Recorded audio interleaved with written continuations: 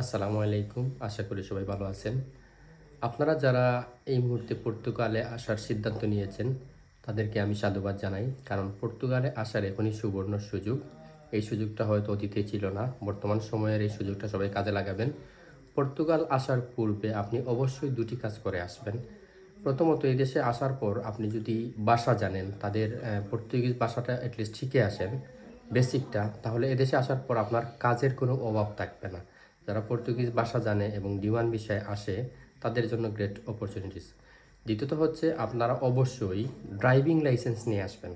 যদি driving licence নিয়ে আসেন, এখানে এসে আপনি যখন কার্ড পাবেন, কার্ড পাওয়ার পরে সেই ড্রাইভিং লাইসেন্সটা কিন্তু এক্সচেঞ্জ করা যায়, চেঞ্জের সুযোগ আছে। সুতরাং ভালো করে দেশে ড্রাইভিং লাইসেন্সটা শিখে আসবেন। তাতে হবে কি, আপনি এখানে উবারও করতে পারেন, আবার ফুড ডেলিভারিও দিতে পারেন। এই দুইটা থেকে কিন্তু ভালো উপার্জন করা যায়। একসময় যদি আপনি নিজে গাড়ি কিনেন অথবা ভাড়ায় গাড়ি চালান, উবার করেন, সেখানে মাসে কিন্তু বাংলাদেশের ৫-৬ লক্ষ টাকা ইনকাম করা সহজ। কাজেই পর্তুগাল আসার পূর্বে অবশ্যই ড্রাইভিং লাইসেন্স এবং এই দেশের ভাষাটা শিখে আসবেন।